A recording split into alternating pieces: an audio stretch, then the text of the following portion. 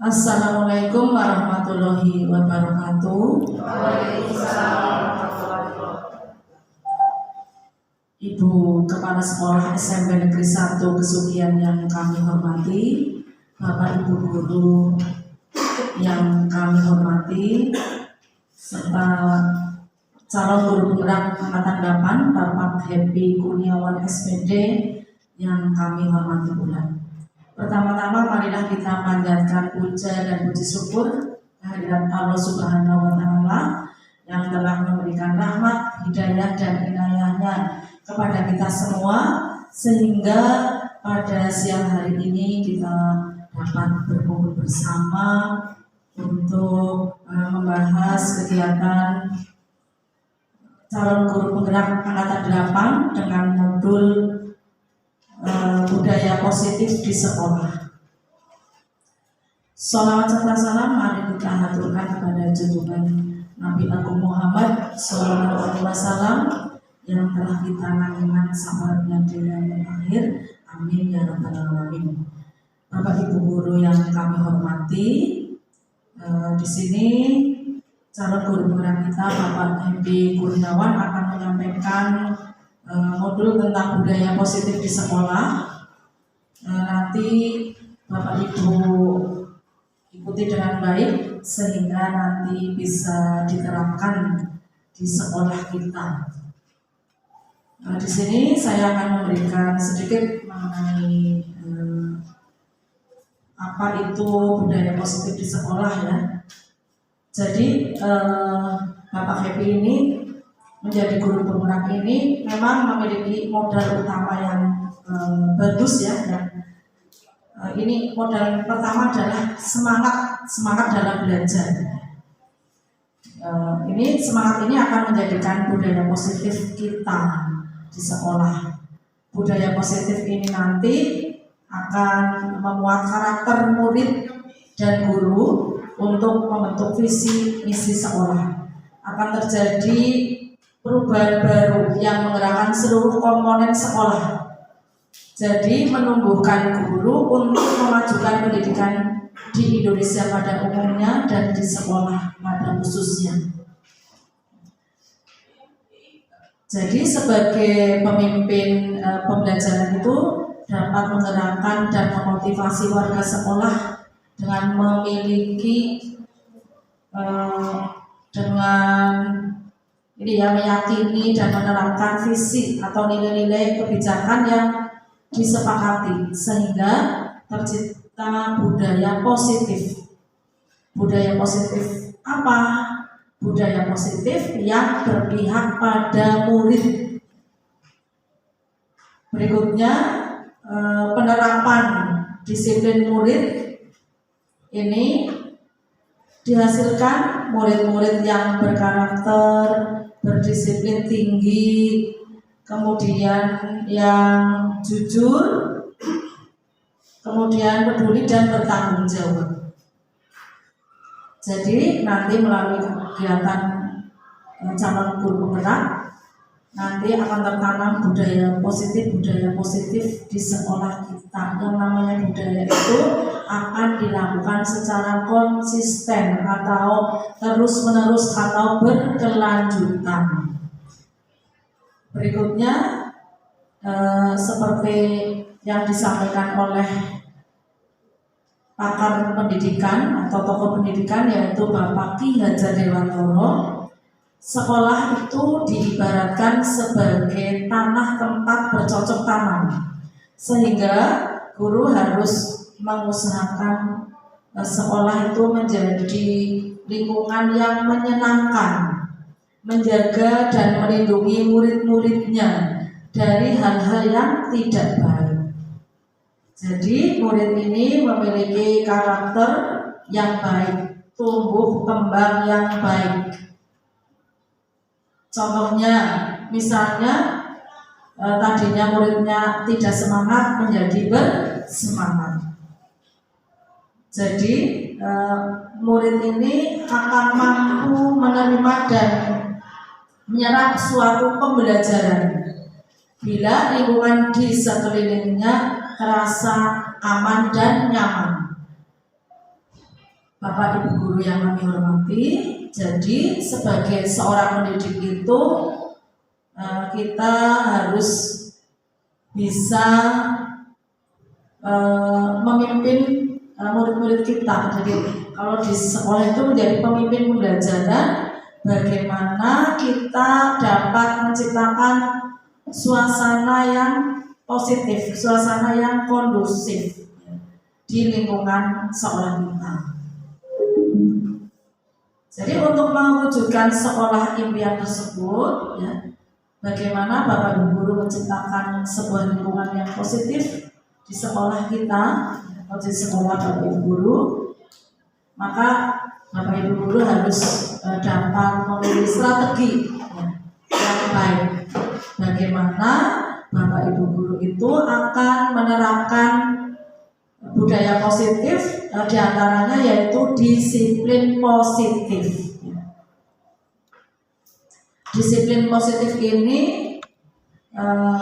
jadi merupakan syarat untuk menciptakan siswa yang merdeka adalah harus ada disiplin yang kuat, yaitu disiplin positif, disiplin diri yang memiliki motivasi internal, motivasi yang berasal dari dalam diri sendiri. Kemudian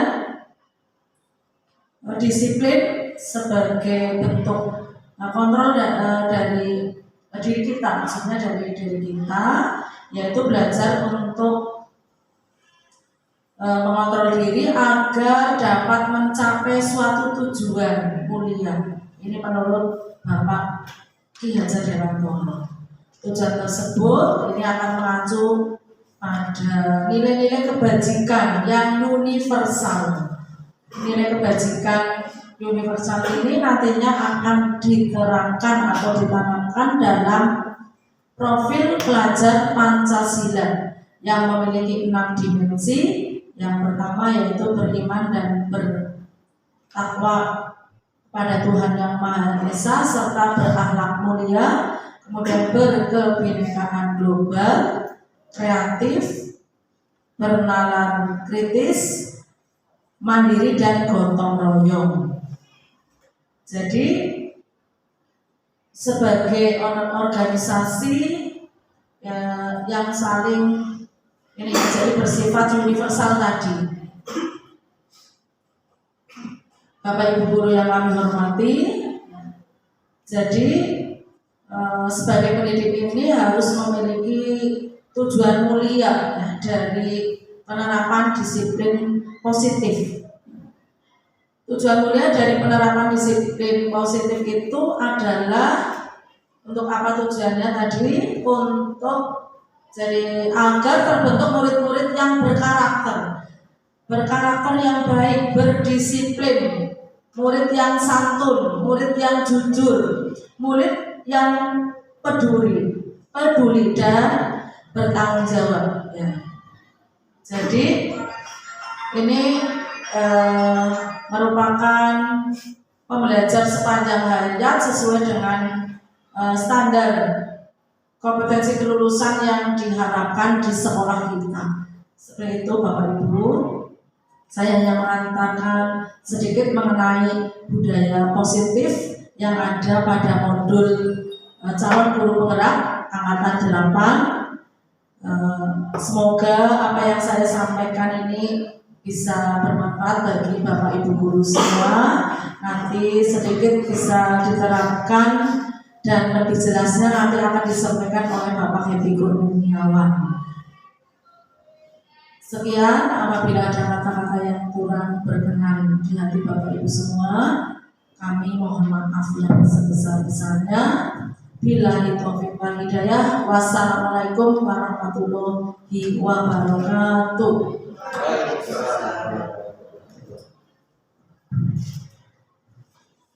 Terima kasih. Bismillahirrahmanirrahim. Assalamualaikum warahmatullahi wabarakatuh. Yang kami hormati Ibu Kepala SMP Negeri 1 Pesugihan, Ibu Siti Kartini SPD MPD. Yang kami hormati pula Bapak Ibu guru hebat SMP Negeri 1 Pesugihan. Pertama, dengan puja dan puji syukur kehadiran Ilahi Rabbi yang mana atas nikmat serta hidayah dan inayahnya hingga pada siang hari ini kita dapat berkumpul di sini dalam acara diseminasi budaya positif di sekolah. Salawat dan salam semoga tercurah kepada baginda Agung Muhammad Sallallahu Alaihi Wasallam, kepada keluarganya, kepada sahabatnya, dan merambah kepada kita selaku umatnya yang kita tunggu syafaatnya di yaumul akhir nanti. Allahumma amin. Baik Bapak Ibu, tidak panjang lebar. Adapun kegiatan pada siang hari ini yaitu saya akan memaparkan yaitu tentang diseminasi budaya positif di sekolah. Ini yang sudah saya dalam pendidikan guru penggerak hampir 2 bulan lebih. Ini akan saya sampaikan nanti. Semoga apa yang saya sampaikan bisa dipahami oleh kita semuanya, terutama buat saya, dan bisa nanti diterapkan di sekolah kita, terutama di budaya positif di sekolah. Ini langsung saja Bapak Ibu.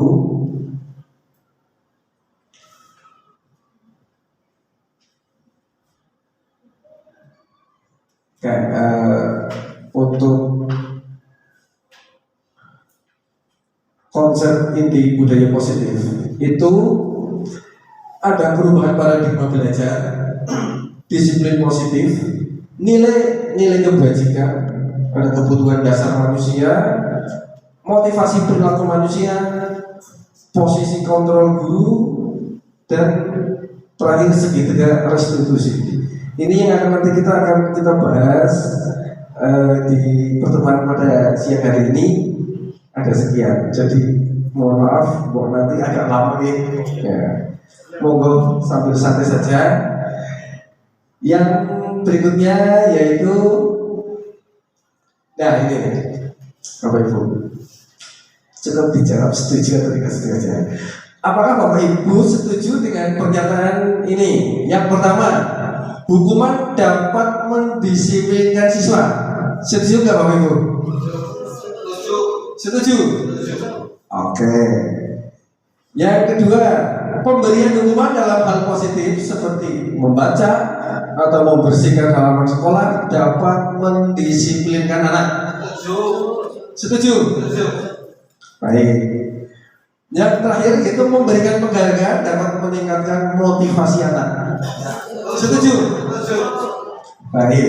Nanti akan kita tahu apakah jawaban Bapak Ibu itu memang harus setuju atau tidak. Nanti di belakang kita nanti akan tahu, oh ternyata jawabannya seperti ini, seperti itu. Oke, yang berikutnya.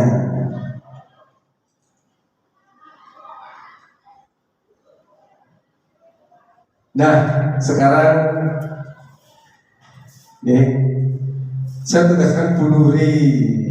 Bu Nuri, coba tuliskan sesuatu ya dalam kertas yang sangat berharga dalam kehidupan Anda.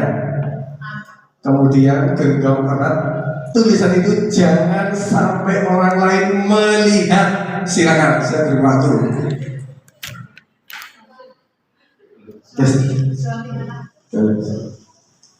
Sudah Bu Nuri? Nah sekarang tugas Pak Soleh. Silakan Bu Nuri, bagaimana caranya agar tulisan itu bisa dibuka? Bagaimana cara Abdirayu orang diapakan terserah dengan monggo. Siap. Tes.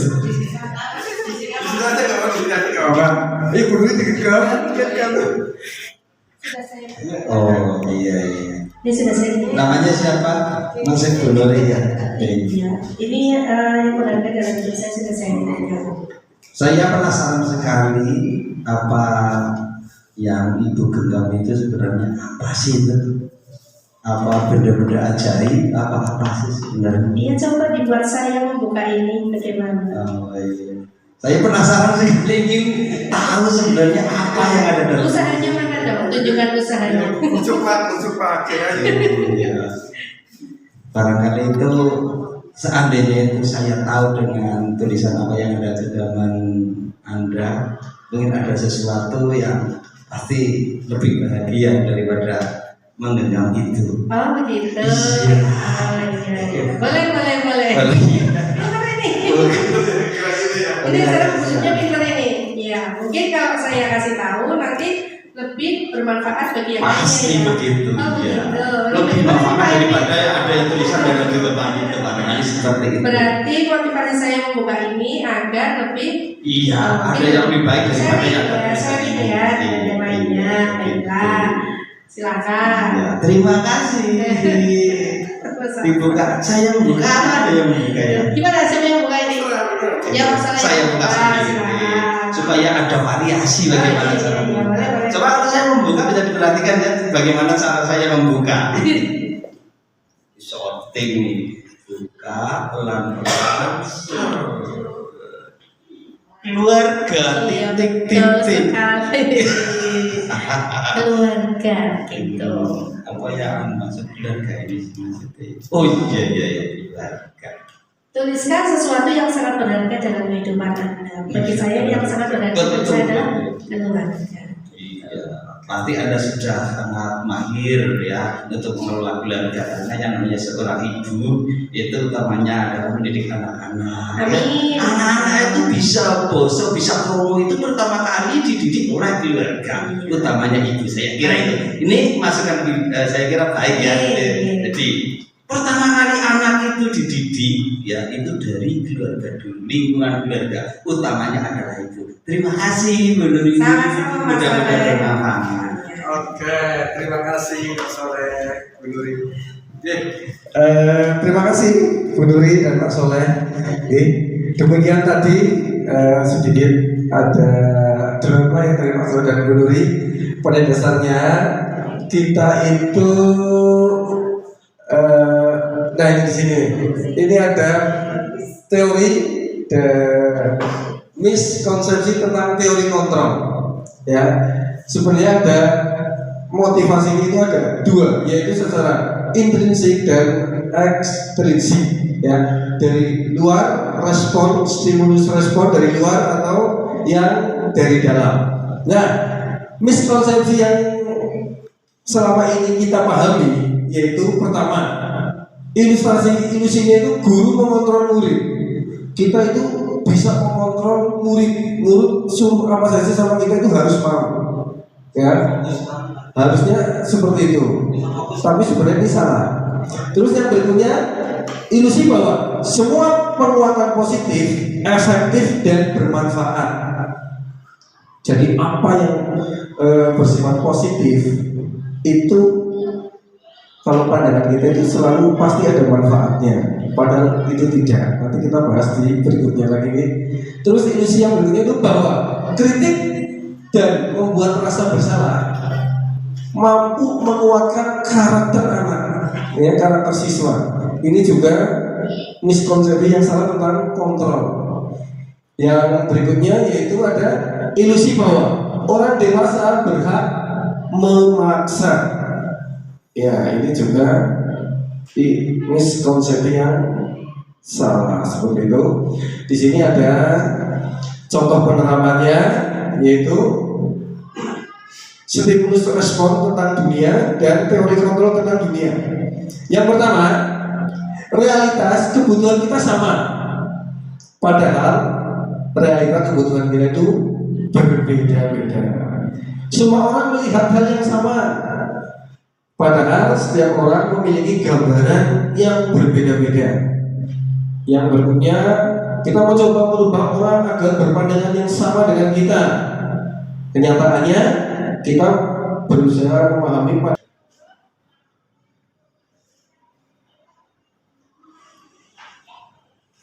Nah, yang berikutnya tentang pembelajaran dengan paradigma baru.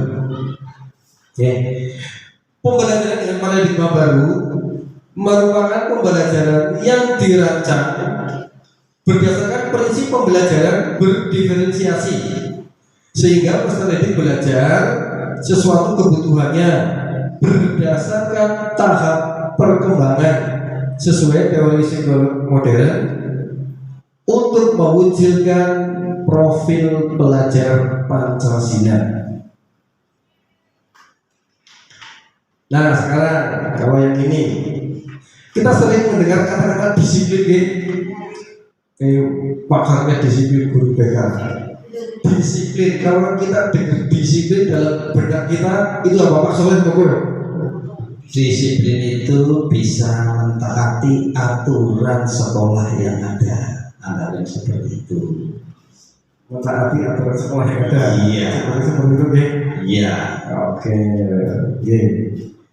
Ya baik, ya kita lihat disiplin itu. Ya kalau disiplin berasal dari bahasa Latin, yaitu artinya itu disiplina, yang artinya belajar.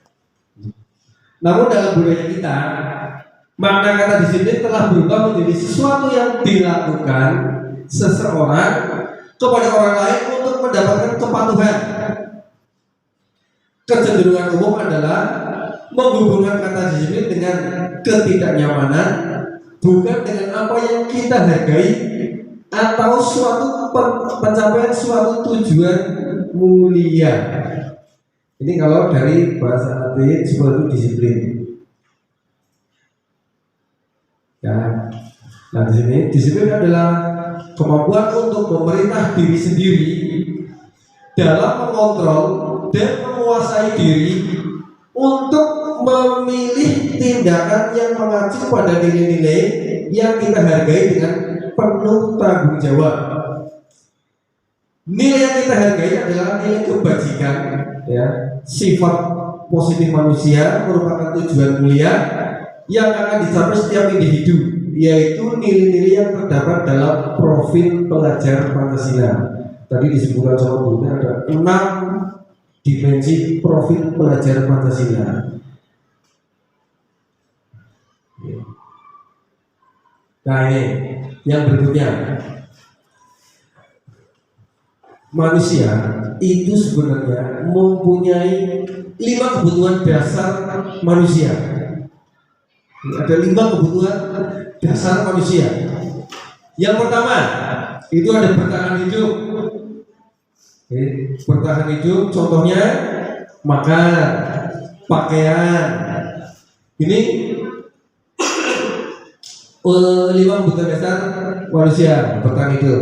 Cinta kasih sayang, kita ketenangan, kedamaian pasti dengan keluarga, dengan anak kita seperti itu.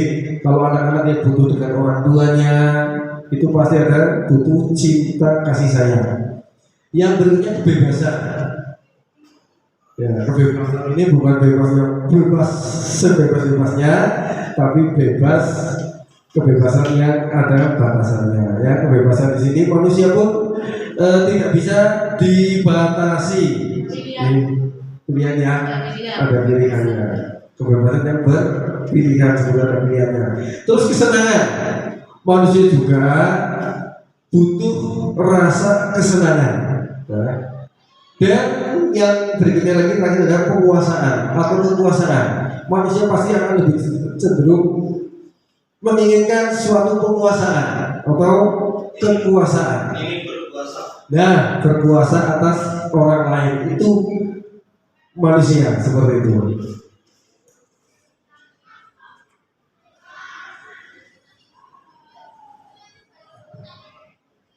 Ya, yang berikutnya ada motivasi perilaku manusia.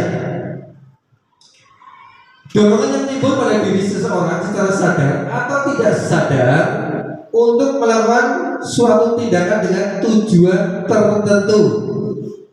Yang pertama, menghindari ketidaknyamanan dan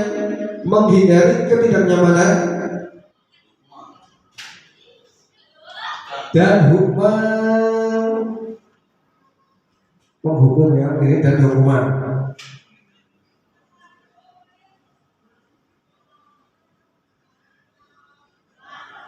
Ini adalah tingkatan terendah motivasi manusia. Jadi kalau ada murid itu melakukan apa ya, takut, disiplin itu karena takut agar tidak dihukum, tidak ke guru, ke BK atau dihukum apa, itu adalah motivasi terendah dari perilaku manusia, menghindari sebuah hukuman. Yang berikutnya untuk mendapatkan imbalan atau penghargaan dari orang lain. Ini murid melakukan disiplin diri karena menginginkan imbalan. Motivasi ini salah satu motivasi tingkat pertama pada murid karena ingin mendapatkan hadiah, penghargaan. Yang berikutnya untuk menjadi orang yang mereka inginkan dan menghargai diri sendiri dengan nilai-nilai yang mereka percaya. Nah, di sini murid melakukan disiplin diri karena sadar akan nilai kebajikan. Ini adalah motivasi yang akan membuat seseorang memiliki disiplin positif. Kalau yang ini sudah mulai motivasi yang keluar dari secara intrinsik atau dalam dirinya sendiri. Ya, kesadaran. Ini motivasi perilaku manusia itu ada 3: menghindari hukuman, ingin mendapatkan imbalan, dan kesadaran. Ya. Hukuman itu nantinya dengan cara menghukum kita itu pasti nanti akan murid itu ya akan merasa tersakiti, walaupun tidak secara fisik, secara verbal, ya, kata-kata pun menyakitkan. Terus merasa tidak nyaman, pasti murid akan merasa tidak nyaman. Terus merasa rendah diri karena merasa tidak ada harga dirinya, seperti mana selalu dihukum, seperti tidak memiliki kemampuan, rasanya seperti itu, sampai rendah diri. Terus paksaan, kalau dipaksa, yang berikutnya rasa takut, pasti akan ada rasa takut. Dalam bentuk penghargaan pun ternyata ini identitas gagal, Bapak Ibu. Ini gagal. Jadi kalau kita memberikan penghargaan, ini juga termasuk di sini identitas gagal. Tidak efektif.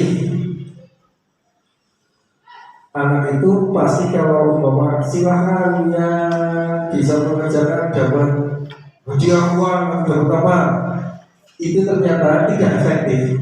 Yang nantinya kalau mau mengerjakan itu terjadi transaksi dulu, hadiahnya apa? Tidak seperti itu. Kalau baru tinggi hadiahnya apa? Bisa seperti itu. Merusak hubungan. Gimana? Nanti ada teman-teman, iya, cemburuan sosial ada teman yang nantinya pasti akan nge-get dengan si pinter-pinter. Kalau dikelompokkan dengan anak yang tahu peringkatnya rendah, nanti nggak mau. Mola, saya pilih dengan yang itulah yang pinter. Di sini ada merusak hubungan dengan teman.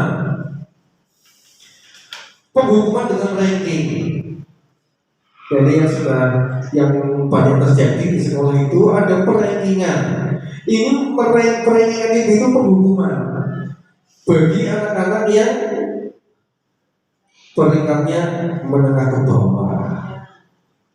Itu pasti nanti di sini yang menengah ke bawah itu pasti secara psikis itu akan lebih merasa rendah diri daripada yang pinter atau secara kognitifnya itu di atas mereka. Ini jadi dalam perankingan pun ini tidak dibenarkan, tidak sebenarnya tidak dibenarkan. Ini termasuk identitas gagal pada anak, penghukum. Terus merampas hak dan menghargai diri sendiri. Ya. Ini penghargaan ini juga merampas hak dan menghargai diri sendiri. Jadi pinginnya dihargai. Kalau saya bisa, ini saya dapat hadiah apa? Tapi kalau masa ini cuma segitu, nah ini sih ada tentunya identitas gagal. Nah, ini konsep di sini dengan identitas sukses. Ini yang benar, konsekuensi dan restitusi. Konsekuensi penguatan jangka pendek. Ya, konsekuensi. Contoh untuk konsekuensi itu kalau anak jadi gini, anak tidak mengerjakan PR, tidak mengerjakan PR. Kenapa aku tidak mengerjakan PR? Barangkali kan anak punya, nanti di belakang sebenarnya ada restitusi itu apa dan konsekuensinya. Contohkan sedikit dulu. Konsekuensi itu nanti mau anak tidak mengerjakan PR, nanti sama gurunya, ya sudah, kamu nanti jam istirahat silakan mengerjakan PR diselesaikan, tidak usah istirahat. Itu ada konsekuensinya seperti itu. Jadi dengan penghukuman. Kalau penghukuman lari lapangan 10 kali dan sebagainya. Oke. Terus restitusinya yaitu murid bertanggung jawab atas perilakunya, perlu monitoring berkelanjutan, stimulus respon atau rangsangan dari luar, murid menghormati peraturan, kehilangan waktu untuk memperbaiki kesalahan. Dengan restitusi yaitu fokus pada pemecahan masalah jangka panjang, murid menghormati dirinya dan orang lain, dan teori kontrol dirinya memegang kontrol, murid bersemangat memperbaiki. Nanti kita bahas tentunya restitusi ini. Sebuah cara menanamkan disiplin positif pada murid.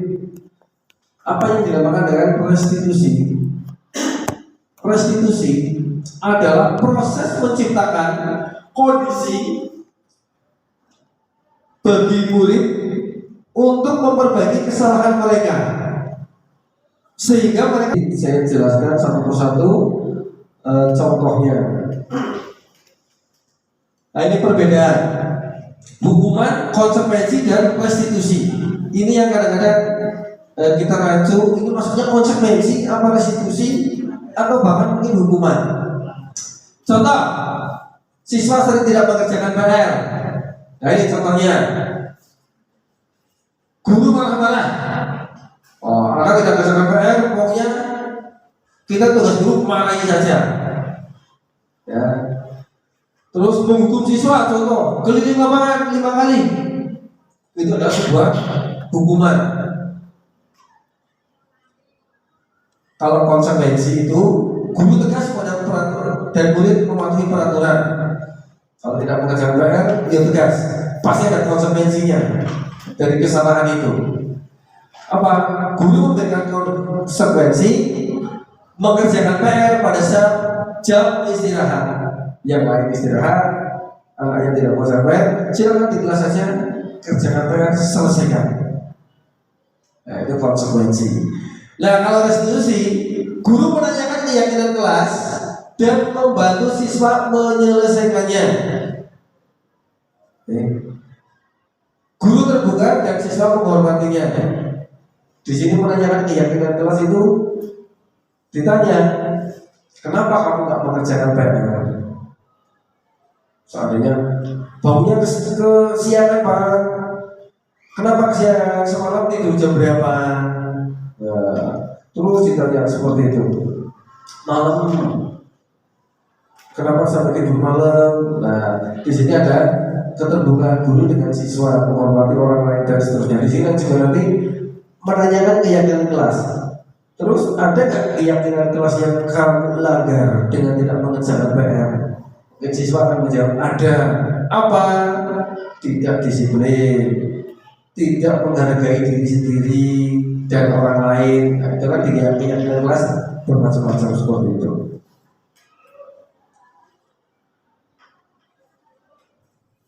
Nah, ini posisi 5 posisi kontrol restitusi. Ini pada guru, 5 posisi kontrol restitusi. Yang pertama menghukum. Guru yang paling terkadang menghukum. Paling terkadang itu menghukum. Nah, membuat rasa bersalah. Ke murid itu dengan membuat rasa bersalah itu bisa dengan kata-kata, apa kamu nggak kasihan dengan saya? Nanti saya dimarahi kepala sekolah. Nah, itu juga membuat rasa bersalah. Bagaimana anak merasa bersalah dengan perilakunya? Ini juga nggak baik. Nanti akan merasa anak akan merasa jadi minder dan rendah diri. Ya, untuk membuat rasa bersalah. Sebagai teman, diajak ngobrol untuk menyelesaikan permasalahannya. paling ideal sebagai manajer. Ya, guru bagusnya sebagai manajer. Nanti kita bahas sebagai manajer itu seperti apa.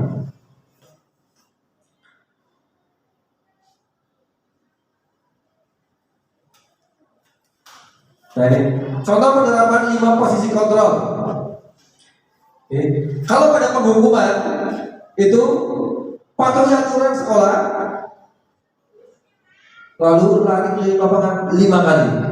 Itu pada saat penghukuman. Nah, kalau pembuat merasa bersalah, contohnya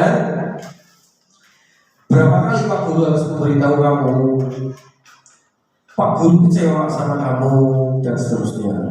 Itu pembuat rasa bersalah. Kalau sebagai teman, itu ada, ayolah berbuat tertib. Buat Pak Guru bangga kali ini, buat Pak Guru bangga kali ini tidak apa-apa. Apakah kamu berbuat salah seperti itu? Terus yang ketiga, sebagai pemantau, keempat, kamu sudah melanggar apa? Peraturan dan konsekuensinya apa? Nah, ini pada pemantau.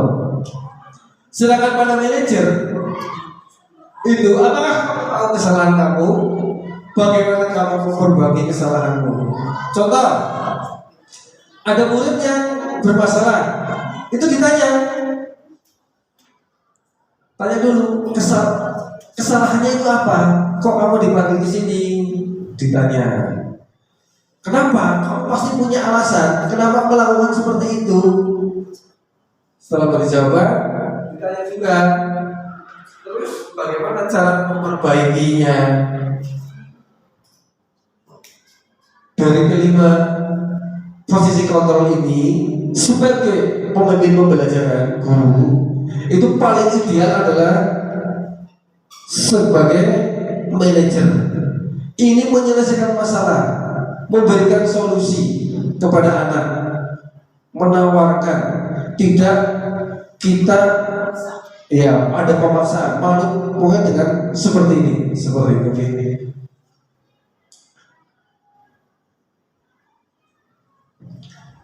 Nah, yang berikutnya keyakinan kelas. Semuanya arahnya ke sini, ke keyakinan kelas. Mengapa keyakinan kelas bukan peraturan kelas? Pak Soleh bisa bantu jawab? Kira-kira apa Pak? Kenapa kok dibuatnya keyakinan kelas bukan kesepakatan boleh, keyakinan boleh, bukan peraturan? Kira-kira apa? Nah, betul, disepakati bersama. Kalau peraturan itu sudah aturan punya manut setuju gak setuju seperti itu. Tapi kalau keyakinan kelas itu dari anak-anak, timbul dari dirinya sendiri. Jadi kalau anak itu melanggar keyakinan kelas, dalam motivasi dalam dirinya itu akan menyadari, oh iya saya telah melanggar keyakinan kelas seperti itu. Jadi mengapa kita mempunyai peraturan tentang penggunaan masker, cuci tangan setiap saat? Terus mengapa kita mempunyai peraturan tentang penggunaan helm saat mengendarai roda 2? Ini kan untuk keselamatan. Ini dua-duanya itu mengarah ke dirinya, untuk keselamatan dirinya, dan ini pasti muncul dari intrinsik dalam diri siswa.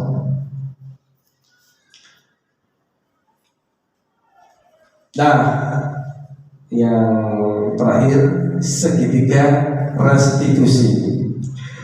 Apa itu segitiga restitusi?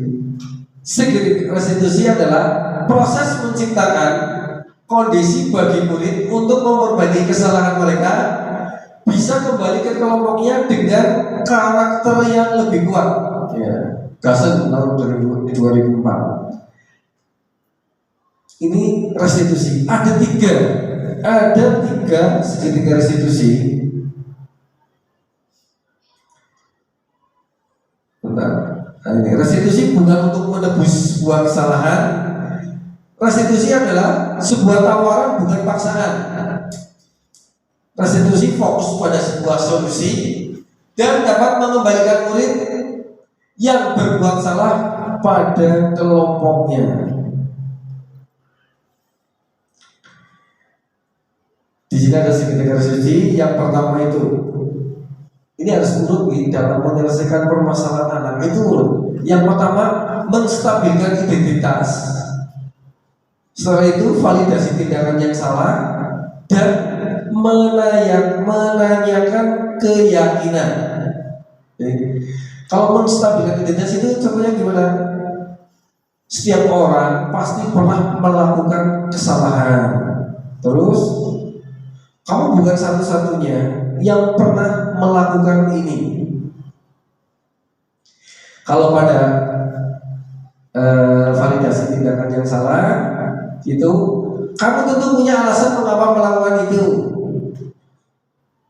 Adakah cara yang lebih efektif untuk mendapatkan apa yang kamu butuhkan? Terus kalau keyakinan kelas apa yang telah kita sepakati? Kamu ingin menjadi orang yang seperti apa? Nah, di sini kalau anak-anak kita itu ada yang bermasalah, kita tidak boleh langsung menghakimi. Oke? Anak bolosan, enggak pernah berangkat. Pokoknya keluarga. Kita tidak tahu kebutuhan dia apa yang kurang. Ya tadi ada 5 kebutuhan dasar manusia.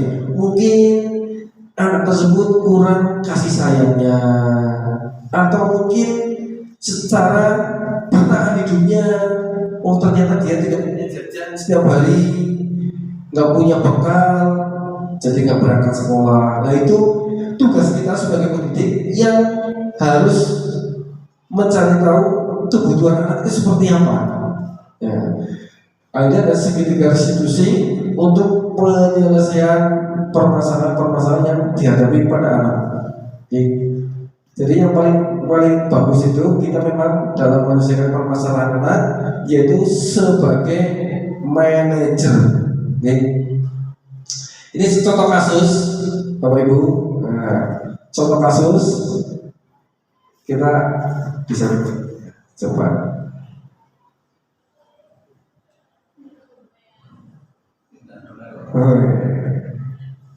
Ini kasus penyelesaian secara segitiga restitusi.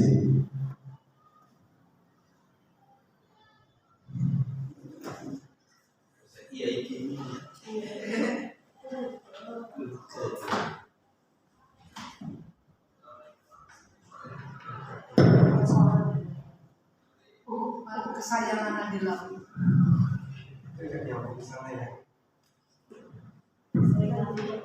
yang keras berlakus.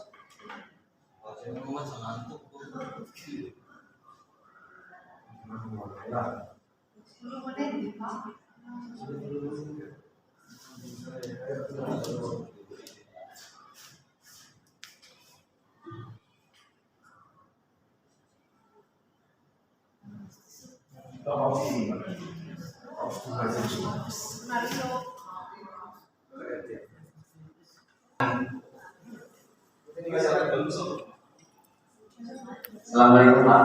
Waalaikumsalam warahmatullahi wabarakatuh. Belum deh. Gimana kabar hari ini? Sehat. Nanti tahu kenapa hari ini di Bali? Nah, jadi begini. Bapak dapat laporan kalau kamu sering bolos pelajaran. Terus kalau bisa kamu lagi tidur di UKS, kalau tidak di sekolah. Itu kenapa? Ya, lupa. Satu. Ya, semua manusia pasti pernah berbuat salah. Artinya konsultasi Seperti saya, apa kamu sering bolos pelajaran? Anak-anak malam itu belajar menaikkan rumah, nyanyi, terus kita Sampai jam berapa? kadang sampai jam 1 sampai setengah 2. Pasti yang kamu lakukan kamu senang sekali kan karena kumpul dengan teman-teman, ya rame-rame seperti itu. Ya, Bapak di sini ingin mencari penyelesaian masalah ini. Kamu merasa bersalah nggak?